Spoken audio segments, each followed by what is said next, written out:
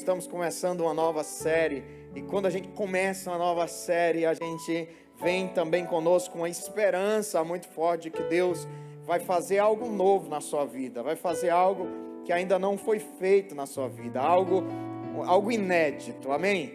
E isso tudo acontece quando nós entendemos que é necessário sermos uma igreja de dentro para fora. O grande X da questão, o grande questionamento que nós precisamos responder todos os dias é: será que o poder de Deus tem sido manifestado na minha vida? Porque o texto de Filipenses, ou melhor, o texto de Efésios, capítulo 3, verso 20 e 21, diz assim: aquele que é capaz de fazer infinitamente mais do que tudo o que pedimos ou pensamos, de acordo com o seu poder que atua em nós. A Ele seja a glória na igreja e em Cristo Jesus, por todas as gerações, para todos sempre. Amém. Mas ele fala o poder que atua em nós. Existe um poder atuando em você hoje. Existe um poder atuando na sua espiritualidade nesse momento. Existe um poder atuando na sua fé, na sua caminhada cristã nesse momento. Eu acredito que sim. Acredito que nós estamos reunidos aqui e o Espírito Santo, às vezes sem a gente perceber, está agindo, está operando, está fazendo aqui no presencial. Ele é aquele que não esquece de agir no que está na primeira fila, mas também não esquece de agir do que está lá atrás, do que está lá na última. E como o Espírito Santo tem algo para realizar na tua vida nessa noite. Você recebe isso? Você recebe isso no teu coração? Sabe por quê? Porque nós estamos numa campanha, num movimento onde o Godstock ele é esse movimento que nos impulsiona a ir. Que nos impulsiona a ir. Nós tivemos na terça-feira de finados no evangelismo no cemitério. E como foi forte, como foi marcante. Nós tivemos no sábado, ontem, nós tivemos no Emoce, na doação de sangue. Como foi marcante, como foi forte. E ir é fundamental. Mas a questão é a qualidade do nosso envio. Porque o mesmo Deus que envia é o Deus que quer transformar. O mesmo Deus que envia é o Deus que transforma. E a pergunta que nós temos que responder é: nós temos nos disposto a uma transformação que Deus quer fazer em nós? Porque um envio sem transformação, ele é incoerente. O envio sem transformação é você querer anunciar um evangelho que você diz que vai servir para o outro, mas que não serve para você. É você anunciar um evangelho que você diz que vai transformar o outro, mas que não transforma você. E isso é muito grave, muito sério, porque a missão se torna incoerente sem transformação. A missão se torna incoerente sem transformação. O missionário David Livingstone, ele fala: Deus, ele teve um único filho e fez dele um missionário. Qual a qualidade desse envio? Qual a qualidade do envio de Jesus?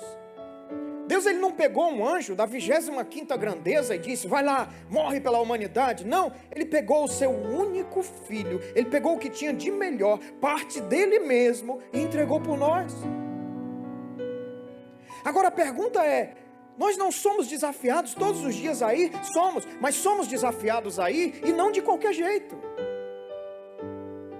Porque o evangelho que nós estamos pregando, que transforma a vida de alguém, que vai fazer a diferença na vida de alguém, precisa transformar a nossa, precisa fazer a diferença na nossa vida. E igreja só existe como igreja quando tudo começa em mim. Aponte o seu dedo profético aí para alguém que está perto de você. Escolha alguém da sua esquerda, da sua direita e diga assim: tudo, diga com fé, tudo começa em você. E aí, vamos começar algo novo hoje? Você recebe isso? Você pode aplaudir o nome do Senhor Jesus? Você pode aplaudir? Porque nós não estamos vivendo uma crise de adoração, nós estamos vivendo uma crise de palavra, nós estamos vivendo uma crise estrutural da igreja, nós estamos vivendo uma perseguição da igreja, nós estamos vivendo uma crise de incoerência. Nós estamos vivendo uma crise de incoerência. E incoerência é a coisa que o diabo mais glorifica.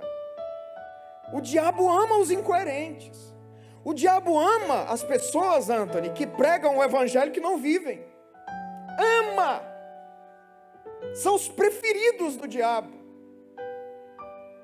Se eu não me engano, em Atos capítulo 19, fala de um manifesto de incoerência. Os filhos de Cefas. Os filhos de Cefas vão expulsar um demônio e diz assim: eu te expulso em nome de Jesus, a quem Paulo prega. Os demônios olham para eles e dizem assim: eu sei quem é Jesus, e sei também quem é Paulo, mas tu quem é? E aí, no bom cearense, os demônios dão uma pisa nesses homens. Mas uma pisa, não tem aquele ditado, P para 10, eles levaram juntos. Por quê? Porque quem é incoerente só vive apanhando do inferno. Quem é incoerente só vive perdendo batalha no inferno. Só vive sendo envergonhado. E nós precisamos ter essa consciência, gente. A igreja, tudo começa em mim. A igreja, a primeira representação da igreja sou eu. É você. A segunda representação da igreja é a sua casa, sua família. A terceira representação da igreja é aqui, é sua família da fé, é o templo, é o domingo, é a congregação, é estarmos juntos como igreja do Deus vivo. E a quarta é a sociedade, é o mundo, é o campo missionário. Mas tudo começa em mim. O que acontece é que nós somos desafiados todos os dias a entender o fluxo das transformações. Sabe quem somos nós? Às vezes a gente caminha no mundo da ilusão dizendo: ai, como a minha vida mudaria se eu ganhasse milhões de reais. Ai, como a vida mudaria se eu recebesse a tal promoção. Ah, como minha vida mudaria se eu tivesse o objetivo que eu estou sonhando, se ele se cumprisse. A minha vida mudaria. Ah, como a minha vida mudaria se o meu cônjuge mudasse, se o meu chefe, se a minha empresa, a minha igreja, se o mundo mudasse. Mas o mais grave é que nós não estamos entendendo que o fluxo da mudança começa em mim. Não existe mudança exterior que Deus não deseje começar dentro de você. E às vezes a gente se ilude muito com esse fluxo. A gente olha e diz: não, quando isso acontecer, o mundo vai mudar, o Brasil vai mudar, a igreja vai mudar. E a gente olha lá para a ponta, mas às vezes a gente se perdeu aqui. A gente se perdeu na igreja. Eu não oro como deveria, eu não busco como deveria, eu não me entrego como deveria, eu não me permito ser transformado como deveria. Eu ainda não passei daquele nível que era para eu passar. Os mesmos pecados que me derrubavam há 5 anos atrás continuam me derrubando. E aí eu acho que se eu eleger um governador, um presidente, o mundo vai mudar, o Brasil vai ser transformado. Mas tudo começa em mim.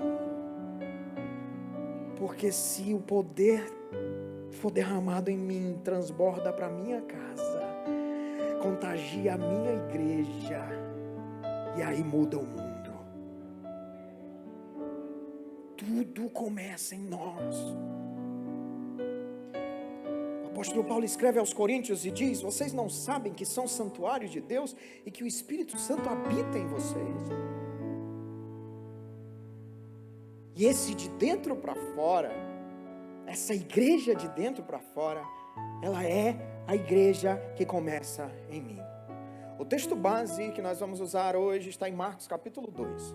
Nós vamos ler do verso 1 ao 12, e você poderá nos acompanhar nos projetores, você poderá nos acompanhar através da sua Bíblia. Fique à vontade de replicar essa mensagem onde você bem puder e bem entender. Marcos capítulo 2, Marcos capítulo 2, do verso 1 ao 12, diz assim o texto: poucos dias depois, tendo Jesus entrado novamente em Cafarnaum, o povo ouviu falar que ele estava em 1, 2, 3, em casa. Então muita gente se reuniu ali, de forma que não havia lugar nem junto à porta, e ele lhes pregava a palavra. Vieram alguns homens, trazendo-lhe um paralítico, carregado por 4 deles. não podendo levá-lo até Jesus por causa da multidão, removeram parte da cobertura no lugar onde Jesus estava e, através de uma abertura no teto, baixaram a maca em que estava deitado o paralítico. Vendo a fé que eles tinham, Jesus disse ao paralítico: filho, os teus pecados estão... 1, 2, 3, estão perdoados. Estavam ali sentados alguns mestres da lei, raciocinando em seu íntimo. Eles só estavam pensando: por que esse homem fala assim? Está blasfemando. Quem pode perdoar pecados a não ser somente Deus? Jesus percebeu. Jesus tem uma percepção, ele tem uma leitura espiritual, ele tem um discernimento espiritual. Logo em seu espírito, que era aquilo que estavam pensando, e lhes disse: por que vocês estão remoendo essas coisas em seus corações? O que é mais fácil dizer ao paralítico: os seus pecados estão perdoados, ou dizer: levanta, pega a sua maca e ande? Mas, para que vocês saibam que o Filho do Homem tem na terra autoridade para perdoar pecados, disse ao paralítico: eu lhe digo, levanta-te, pegue a sua maca e vá para a sua casa.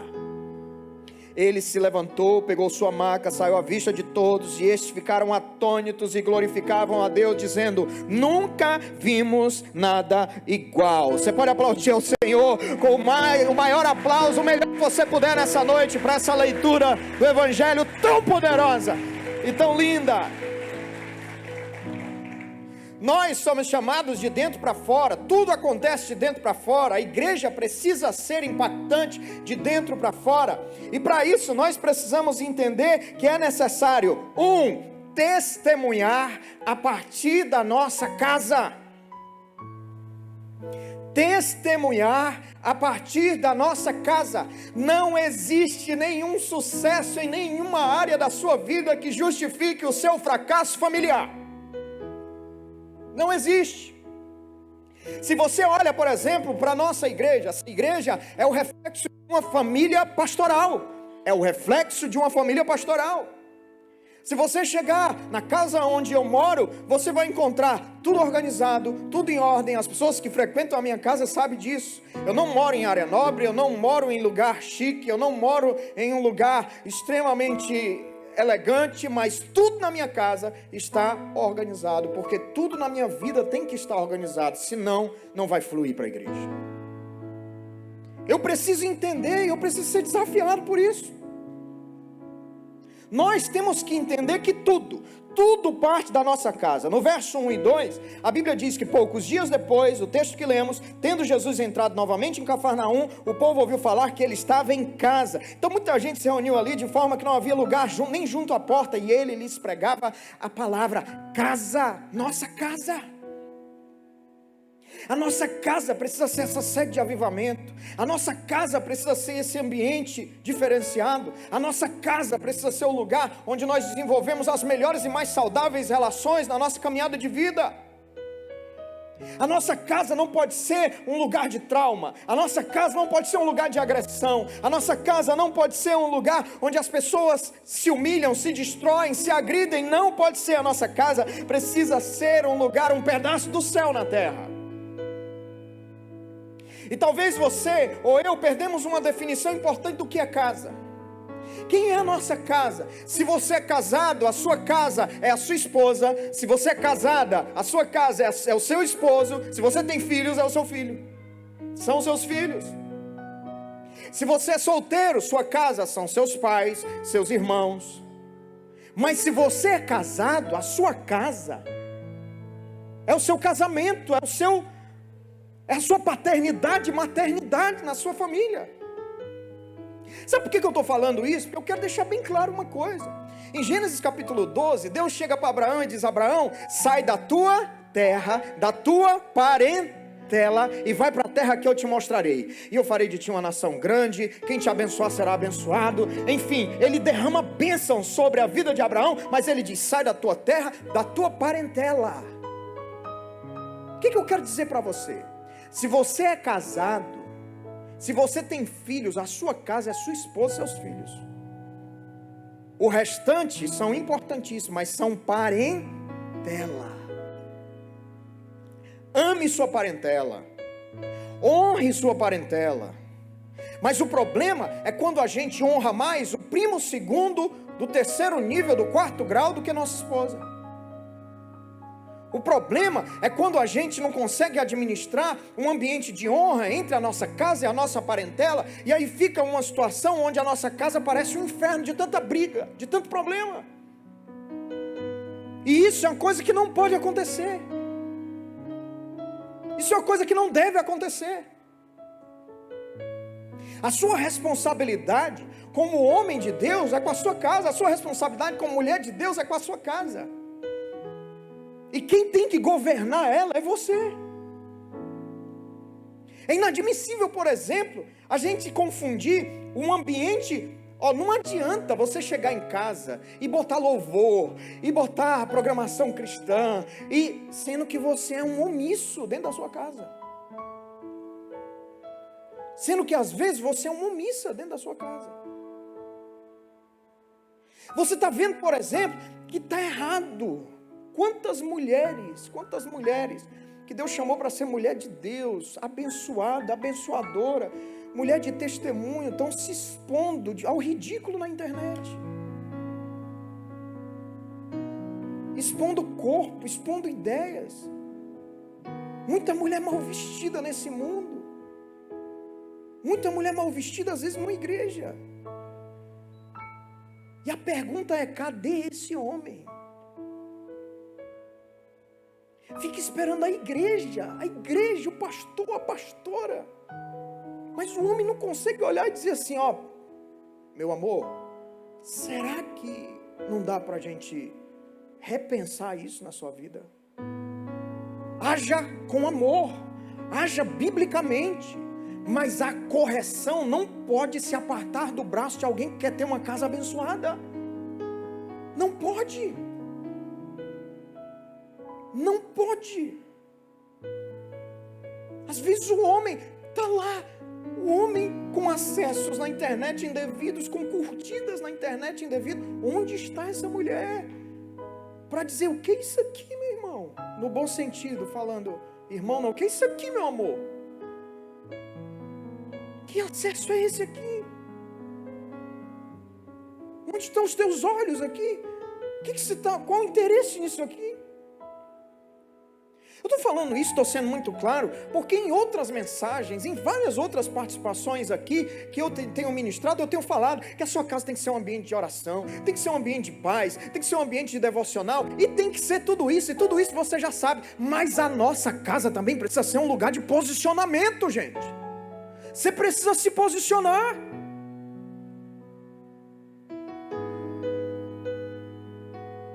E às vezes a posição dita no amor, dita biblicamente, dita para a correção, para que a pessoa testemunhe, para que a pessoa seja uma pessoa que glorifique a Deus. Onde Deus está sendo glorificado nessas realidades? Nós falamos sobre isso domingo passado. Espelho, espelho meu, eu tenho refletido a glória de Deus? A minha vida tem refletido a glória de Deus? Nós temos que entender isso. Nossa casa também é um lugar de correção. Nossa casa também é um lugar de intimidade. O pastor John MacArthur, ele fala: a maior intimidade do cristão com Deus ocorre. A maior intimidade do cristão com Deus não ocorre quando a gente está falando em línguas, quando a gente está num movimento espiritual coletivo do culto. O maior movimento de intimidade do cristão com Deus ocorre quando Deus substitui os pensamentos dele pelo pensamento de Deus, quando moldamos o nosso comportamento de acordo com a mente de Cristo. Quando Cristo, ele não é só um hóspede, ele é o dono de tudo. Ele é o dono de todas as coisas. E meu amigo, eu quero falar uma coisa para você: o poder que atua em mim e em você precisa transbordar para a nossa casa.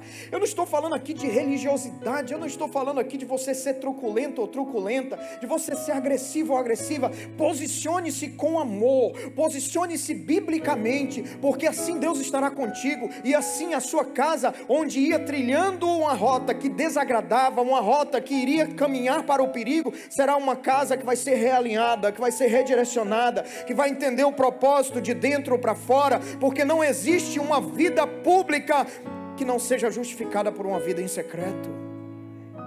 que não seja fortalecida por uma vida em secreto.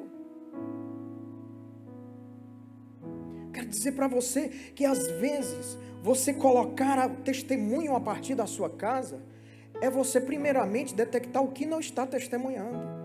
O que é que não está testemunhando? Começa uma confusão, um começa a agredir o outro com palavras, a gritar com o outro, e a vizinhança começa a enxergar tudo aquilo. Isso testemunha a glória de Deus. O que não está testemunhando na minha casa? Faz uma lista, homem de Deus, mulher de Deus, faz uma lista lá. O que não está testemunhando? Somos nós dois, é isso aqui, é aquilo ali, é aquilo outro. Faz uma lista, coloca diante de Deus, diz assim: Deus, nos ajuda a transformar isso aqui, nos ajuda a transformar isso aqui, nos ajuda a virar esse jogo. Por quê? Porque a minha casa será um lugar de bênção, a minha casa será um lugar da tua graça, a minha casa será um lugar do teu poder, a minha casa será um lugar da atuação profética do teu Espírito. Os meus filhos não serão filhos criados à base do trauma, na base da incoerência. Eles serão criados na base da coerência. Eles serão saudáveis espiritualmente, mentalmente, fisicamente. Você recebe isso? Eu não sei se você está entendendo. Você recebe isso onde você está aí? Eu quero falar para você que esteja na tua boca aquilo que estava na boca de Josué, em Josué capítulo 24, verso 15. Eu não sei você, mas eu e a minha casa, nós serviremos ao Senhor. Nós serviremos ao Senhor. Você consegue aplaudir e receber essa palavra hoje aí?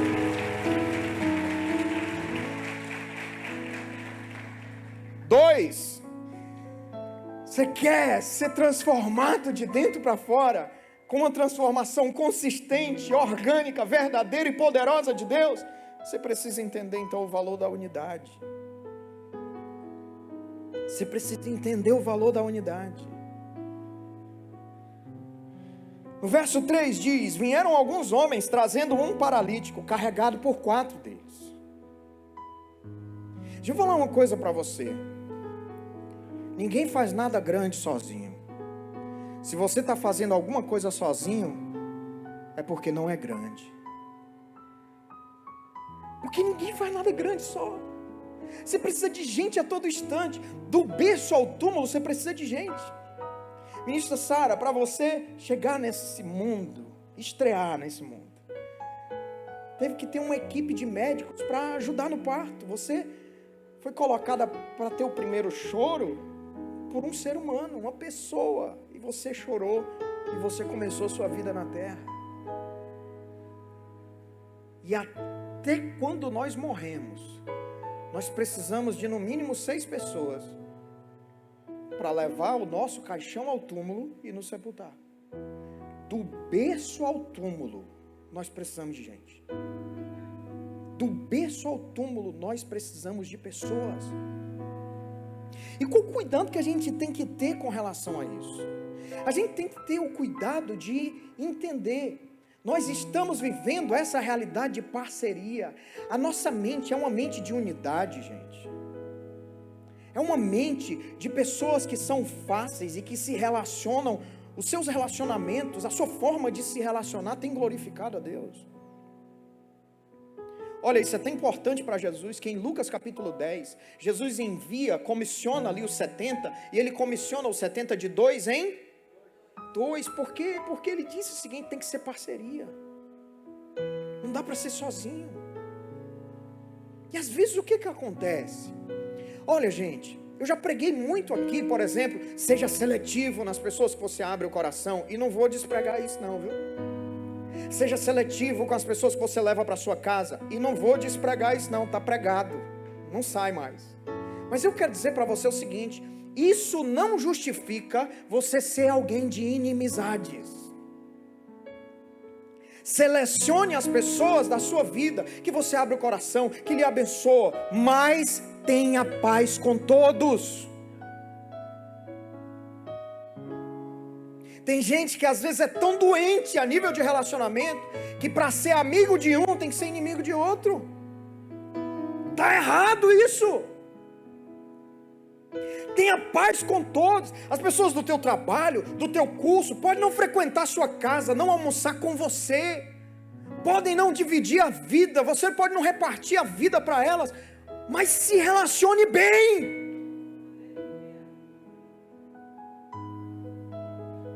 Seja alguém educado, cortês, biblicamente saudável para se relacionar com as pessoas. Dentro do serviço ministerial, dentro do seu trabalho, na sua vida, onde você estiver, se relacione bem com as pessoas.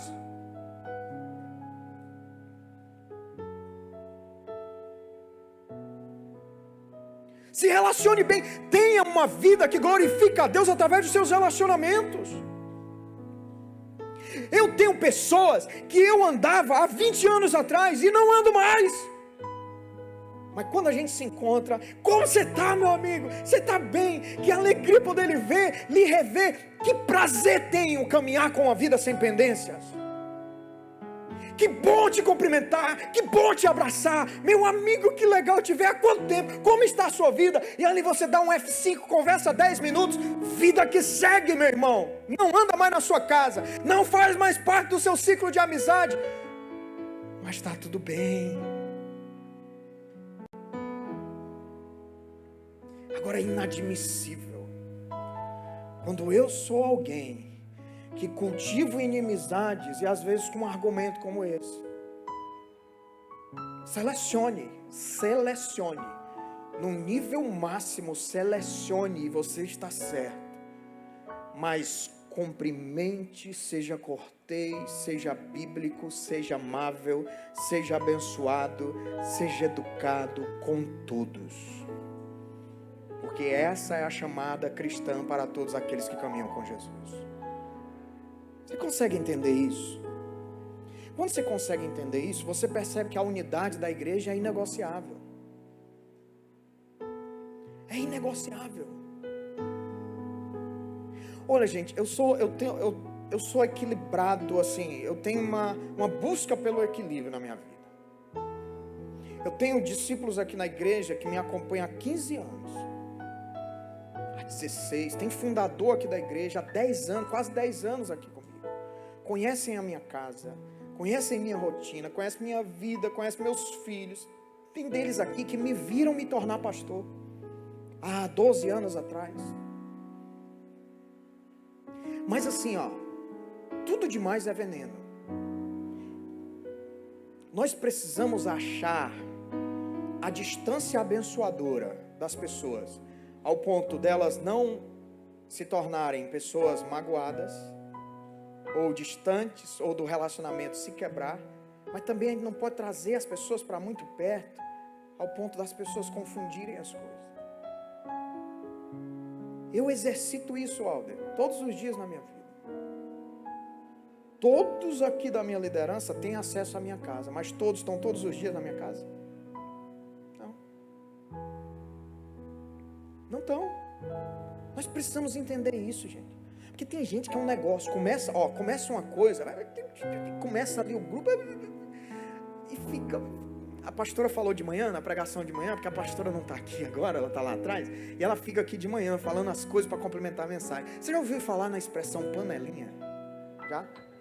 Pois é, ela falou, tem gente que só vive na panelinha, saiu dessa panelinha, vai para outra, vai para outra, vai para outra. Tenha paz com todos. Selecione as pessoas da sua vida, mas tenha paz com todos. Coloque a sua cabeça no travesseiro e saiba que você não tem pendência com ninguém. Que coisa maravilhosa é isso, hein? Eu profetizo que isso vai acontecer na sua vida. Você recebe isso? Você recebe isso? Você recebe? Provérbios capítulo 27, verso 17 diz: assim como o homem afia, assim como o ferro afia o ferro, o homem afia seu companheiro. O que é que nos prepara? Os relacionamentos. Você olha, você chega e diz assim: pastor, ore por mim, porque aquele meu chefe é difícil. Pois é, ele vai afiar você. Ele vai preparar você. Ele vai treinar você. Ele vai fazer você... Olha, gente, ele vai fazer você experiente para alguém mais difícil que você vai encontrar. Deus tem sempre uma bênção nova para você. Você crê nisso? Deus nunca ficará por baixo. Ele tem sempre uma bênção nova para nos entregar. Ele tem sempre algo sobrenatural para nos entregar. A gente vai falar sobre isso, algo inédito. Tem? Eu creio nisso. Você pode dizer amém? Mas Ele também tem um desafio novo. Toda vez que você enfrentar e vencer um desafio, se prepare para o próximo. A vida na terra é essa. né? E um homem e uma mulher de Deus, eles são conhecidos pelos desafios que têm. Os desafios virão para promover você. Assim como Davi foi promovido por Golias, os gigantes que se levantarem vão ser para a glória de Deus, ser manifesta na tua vida, na tua casa, na tua família. Eu creio nisso e aplico fé nessa noite no nome de Jesus. 3. Se você quer ser igreja de dentro para fora, além de fazer com que isso tudo comece por você, passe pela sua casa, passe pela uma mentalidade, uma proposta de unidade, de paz, de resolução, você também precisa entender que nós devemos ser criativos e incansáveis. Deus vai dar a você uma ideia. Você vai colocar essa ideia em prática e vai bombar na tua vida. Tudo começa com criatividade. Você vai olhar e vai dizer assim, não tem saída. Deus vai dar a criatividade, você vai sair. Deus vai dar o feeling, você vai dizer, uau, não tinha pensado nisso. A lâmpada vai ligar na sua mente e você vai dizer assim, é isso, criatividade. Por falar nisso, eu quero convidar você que empreende. Sexta-feira agora nós temos o último Rede Open do ano, o último, na próxima sexta. Se inscreve lá pelo aplicativo, eu vou estar ministrando a palestra Criative-se. E você vai ser tão criativo em 2022 que você vai ganhar dinheiro como nunca. Amém? Vai prosperar como nunca no seu negócio. Tudo fruto da criatividade que Deus vai derramar sobre você. Tem alguém que recebe essa prosperidade aí na sua vida? Amém? No seu coração? Eu creio nisso. É engraçado, ó, na semana da virada você vai ouvir esse testemunho. Hoje eu estava indo para casa e eu levei um rapaz, uma família que empreende comigo. E eu acho que no ano passado, essa família estava numa dificuldade tão grande, eu fui visitá-los. E lá nós abençoamos, nós deixamos uma ajuda, nós ajudamos como igreja, como sempre fazemos com todos. Mas eu lancei uma palavra profética. Eu disse para aquela família, eu falei, eu tenho convicção de que em breve eu verei vocês com esse jogo virado. Deus vai dar criatividade, vocês vão sair dessa, você vai ver. Creia nessa palavra. E ele me confessou hoje de manhã dizendo assim, pastor, eu olhava para a palavra do Senhor e dizia assim, esse pastor não entende o que eu estou vivendo. Esse pastor não está entendendo que eu não tenho nem dinheiro para pagar energia, que eu estou com dificuldade até para comer com a minha família. Esse pastor não está entendendo isso. E ele olhou no carro e me disse assim, pastor, me perdoe, porque naquele dia o meu coração falou isso, mas a sua palavra foi tão de Deus, que hoje eu estou vivendo a melhor fase da minha vida junto com a minha família. Você vai ver esse testemunho na semana da virada, vai ser forte demais, gente. Mas é você entender o poder de uma palavra, é você entender o poder da criatividade. Deus deu uma ideia de empreendimento para ele, e ele está arrebentando, é referência no segmento dele. Olha só que coisa poderosa, olha só que coisa única. No verso 4, o que diz a palavra, o texto que lemos? Não podendo levá-lo até Jesus por causa da multidão, removeram parte da cobertura do lugar que Jesus estava, e através de uma abertura no teto, baixaram a maca que estava deitado o paralítico. Olha só, criatividade. Como é que a gente vai fazer? A casa está lotada, não dá para a gente entrar aqui. Vamos dar um jeito, vamos pensar. E aí veio a inspiração, vamos destelhar o teto, vamos colocar aqui um pêndulo, vamos fazer uma rodana, vamos descer ele bem pertinho de Jesus, não tem como Jesus não ver. Olha a criatividade daquele grupo. Tem coisa na sua vida que está parada, está paralisada, mas a criatividade vai vir, vai se aproximar de Jesus como nunca, e o resultado você vai ver, vai voltar a andar, e andar como nunca andou, no nome de Jesus. Eu creio nisso, eu tomo posse dessa verdade, eu tomo posse dessa palavra.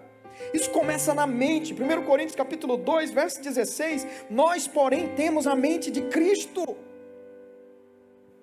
Você consegue ver a criatividade de Deus? Você consegue ver? Esses dias eu vi uma imagem de uma abelha que foi assim aumentada a níveis absurdos, e você vê as cores daquele inseto, você vê os pelos, você vê a criatividade de Deus, Deus que fez tudo. Você olha para o mundo, você olha para o universo, você vê um Deus criativo, criando coisas com cores, a natureza, que coisa linda, que poderosa. Mas essa não é a maior de todas as novas. A maior de todas as novas é que esse mesmo Deus, que é a criatividade em essência, nos fez imagem e semelhança dele. Portanto, que venha a criatividade do céu sobre você, e que você tenha ideias que você ainda não teve, que essas ideias ajudem você a mudar a sua vida, e ajude você a mudar a sua história. Criative-se, amém? Que venha a criatividade do céu sobre a sua vida. Mas criatividade sem força, sem fôlego, é só um sonho que não acontece. Tem que ter força. E tem gente vivendo na vida o quê? A mortandade em pessoa. Você chega para a pessoa e diz, vamos! Ela diz, será? De manhã eu brinquei, eu falei, tem gente que na vida armou a rede, armou perto de uma parede, que é para facilitar o balanço. O armador está fazendo e ela está gostando do barulho, porque o barulho denuncia que ela está na rede se balançando. Está felicíssima por isso. E Deus está dizendo, bora mudar a vida, bora mudar a história, bora mudar o rumo, bora se levantar, resplandecer, para que a glória de Deus venha sobre você, bora. Peter Drucker, um grande guru da administração, ele dizia, a melhor maneira de prever o futuro é criá-lo. É agora, é nesse momento, é nesse instante.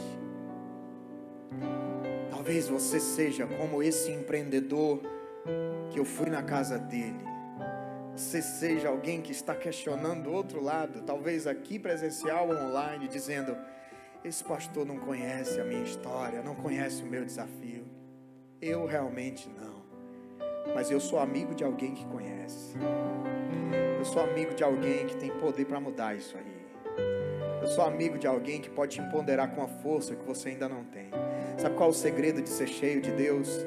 É você se encontrar vazio. Se você está vazio, perdido, se você está sem forças, o cenário está pronto, a realidade está perfeita para que Isaías 40, verso 29 ao 31 se cumpra na sua vida. Você recebe essa palavra?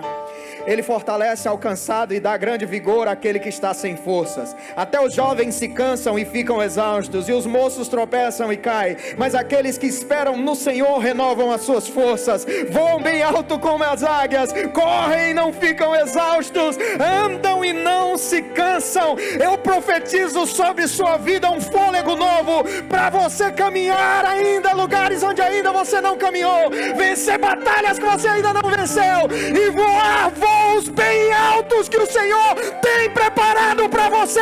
Oh Deus, derrama a força do céu sobre nós nessa noite. Você pode aplaudir com força o nome de Jesus. Renova nossas forças, Pai. Você que está online, onde você estiver, que a força do Senhor venha ser derramada sobre você. Que você seja fortalecido por uma força que te faça ir além. Mas a transformação de dentro para fora, uma igreja de dentro para fora, precisa viver também o poder do perdão. Existem portas fechadas por sonegação de perdão. Existem vidas paralisadas por falta de liberalidade de perdão. Sabe, na terça-feira nós estivemos num cemitério no evangelismo do Godstock, e eu conversava com uma mulher, e foi muito forte, foi uma realidade de ministração muito poderosa, e eu conversava com uma mulher, e ela disse, eu estou aqui para visitar o túmulo de um dos meus filhos. Eu tenho 3 filhos e eu perdi o mais novo. E ela começou a chorar e eu também começamos a chorar. E eu olhei para ela e ela demonstrou uma situação de uma pendência do filho ter ido sem ter sido ministrado perdão. E eu olhei para ela e falei assim: você não tem mais o perdão dele, mas você pode se perdoar. E aquilo que eu mais vi naquela terça-feira, depois da saudade, das pessoas chorosas pela perda dos seus entes queridos, foi o Espírito Santo me revelou um lugar de muito remorso, de pessoas que estavam naquela realidade de que eu poderia ter feito, eu poderia ter feito. Misericórdia para eles, que o bálsamo do Espírito Santo venha sobre suas vidas. Mas você pode fazer. Você pode. Então o que você tem que fazer, faz depressa. Tem cadeados fechados por causa do perdão. No verso 5, vendo a fé que eles tinham, Jesus olhou para eles e disse ao paralítico: filho, os seus pecados estão perdoados. A história que nos une hoje aqui é uma história de perdão. 1 João capítulo 2, verso 2 diz: Ele, Jesus, é a propiciação pelos nossos pecados, e não somente pelos nossos, mas também pelos pecados de todo mundo. O perdão gera uma reação em cadeia de bênçãos e milagres. Esse homem andou, mas primeiro ele recebeu perdão. Existem coisas que vão começar a andar quando você permitir que o perdão seja o bálsamo para o seu coração e para o seu trauma, para a sua ferida. Uma ferida fechada é a porta de um milagre aberto. Você recebe isso na sua vida? 5. Se você quer ser transformado de dentro para fora, entender esse poder, você precisa caminhar com discernimento espiritual nas oposições. Discernimento espiritual. Porque às vezes, tudo o que está acontecendo é o diabo por trás de algumas situações, que você não está percebendo isso. Às vezes, tudo que está acontecendo é o diabo usando alguém, influenciando alguém. E o que você está fazendo? Você está com raiva de alguém, você está querendo matar, você está querendo destruir. Você está querendo matar, roubar e destruir, mas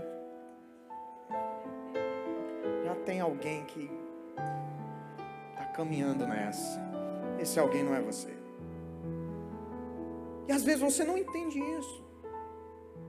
Discernir espiritualmente é fazer como Jesus no verso 8. Jesus percebeu logo em seu espírito. Opa! Eu brinquei de manhã, eu disse assim: se eu tivesse no lugar daquele fariseu, daquele mestre da lei, eu tinha me convertido ali. Que eu tinha olhado e disse assim: esse homem está lendo meu pensamento. Ele está lendo minha mente. Não, peraí, deixa eu me prostrar aqui. Eu me converti ali. Mas Jesus teve um discernimento espiritual. Você tem discernimento espiritual? Acorda segunda-feira, amanhã acontece isso, depois acontece aquilo, depois acontece aquilo outro, e você está lá na força do seu braço, está lá na força do seu intelecto, está lá resolvendo na força do seu ser desenrolado. Eu sou alguém desenrolado, eu vou lá resolver. Mas será que não tem algo espiritual aí? Será que você não precisa orar sobre isso? Será que você não precisa destravar isso no reino espiritual? Será que você não precisa, antes de ir para resolver, será que você não precisa dizer assim: Senhor, vai na minha frente, para que eu encontre tudo resolvido quando eu chegar lá? Em nome de Jesus. Será que você não precisa ter esse discernimento? Às vezes a gente tem umas loucuras, a gente vê muito crente com loucura espiritual, com doideira espiritual, com meninice espiritual, mas discernimento espiritual, Antônio, é impressionante. Estava brincando na casa do Marquinhos, foi visitar o Marquinhos, a gente conversando. Eu falei assim, uma vez eu vi um crente com uma doideira espiritual, chegou para um outro irmão e disse assim, eu estou vendo um negócio. Mas irmão, o que é? Eu estou vendo um negócio. O que é? Tem um demônio no teu ombro. Aí o irmão, sai em nome de Jesus. É tanto doido espiritual, tanto louco. Mas o cara não consegue ter o discernimento espiritual. O que está acontecendo? Gente, você está lá tentando fazer uma coisa, empreender uma coisa, não deu certo. E você se esforçou e não deu certo. E aí você tentou por outra via, não deu certo. Você ainda quer. Você ainda quer ir. Porque eu sou persistente. Cara, leitura espiritual talvez é Deus dizendo não. Como é que eu tenho esse feeling, pastor? Buscando a Ele, tendo intimidade com Ele, dando a Ele a oportunidade de te entregar esse discernimento. Tem coisa que você não precisa orar, irmão, já está na cara. Eu me lembro de Moisés. Moisés, quando vai passar o povo pelo Mar Vermelho, Moisés está lá, o exército de Faraó atrás, monte de um lado, monte de outro. Moisés se desespera. Quem era Moisés? Aquele que tinha visto Deus realizar sinais, milagres, prodígios, que ainda não tinha acontecido de forma nenhuma. Aquele que tinha quebrado o Egito, a nação mais poderosa da terra, para que o povo fosse liberto. Mas Moisés olha e diz, cadê o discernimento espiritual? Moisés vai orar. Quando ele vai orar, Deus diz assim, por que clama a mim, Moisés? Ou seja, Moisés, não perca tempo, toque nas águas e diga ao povo que marche. Acabou. Às vezes discernimento espiritual é o que falta para a gente, sabe? Entender isso. Pastor Carlito Paz, ele diz, tudo se discerne espiritualmente. E por último, você quer se transformar de dentro para fora? Você quer entender o poder dessa transformação de dentro para fora? Você precisa entender que Deus quer revelar a mim e a você aquilo que é inédito. Procura alguém que está perto de você, diga para essa pessoa assim, seus olhos verão aquilo que você ainda não viu. Seus sorrisos denunciarão uma alegria que você ainda não viveu. Prepare-se para o inédito de Deus na sua vida. Se prepare, tem algo inédito de Deus chegando. No versículo 12, o texto se encerra assim, e se levantou o paralítico, pegou sua maca, saiu à vista de todos, todo mundo ficou atônito, glorificaram a Deus dizendo, nunca vimos nada igual. Inédito, isso é inédito. Eu vejo você no amanhã, gritando, glorificando e dizendo, eu nunca tinha visto isso. Eu vejo você no amanhã, no futuro, dizendo, glorificando, exaltando, glorificando o nome de Jesus e dizendo, eu nunca tinha vivido essa experiência. Deus revelará coisas inéditas e inspiradoras através das nossas vidas. Creia nessa palavra, tome posse dessa palavra. Existe um ineditismo espiritual esperando você. Algo inédito, algo que só Deus pode fazer. Sensações que você ainda não viveu, coisas que você ainda não viveu. Creia que o melhor de Deus na minha e na sua vida está no futuro. Creia nisso, tome posse disso. Mas para isso eu e você precisamos entender o poder da inspiração. Eu finalizo com o apóstolo Paulo escrevendo aos Coríntios. Em 1 Coríntios capítulo 3, verso 9, ele diz, pois nós somos cooperadores de Deus, e vocês são lavouras de Deus, e edifício de Deus. Ele diz isso porque uma lavoura num ambiente semiárido era algo raro de se ver. Era algo que não se via comumente. Era algo que muitas daquelas pessoas nunca tinham visto. Nós temos essa experiência, quando vamos ao interior, se você tem família no interior, está tudo seco de um lado, tudo seco do outro, de repente você vê um lugar irrigado, você vê um lugar verde, você diz, uau, olha que coisa linda, Eu profetizo nessa noite sobre a minha e sobre a sua vida. As pessoas verão coisas inéditas na vida delas, mas através da glória de Deus que será derramado sobre nós. Você crê nisso? Nós vamos receber, nós vamos celebrar, nós vamos repartir sobre as pessoas, nós vamos transbordar. Da mesma forma era um edifício, as casas planas era a característica arquitetônica daquele povo, daquela comunidade. Quando se via uma casa de 1, 2, 3 andares, era algo que chamava atenção. As pessoas diziam: uau, que coisa grande, que coisa poderosa. Pois é isso que vai acontecer. É isso que vai acontecer na minha vida e na sua vida. Deus vai realizar coisas grandes, coisas incomuns, coisas poderosas, coisas que só Ele vai poder fazer. E as pessoas vão dizer, através desse agir de Deus na nossa vida: nunca tínhamos visto alguém ser tão abençoado e abençoada como Ele e como ela. Alguém recebe isso aqui nesse lugar? Aplauda o Senhor.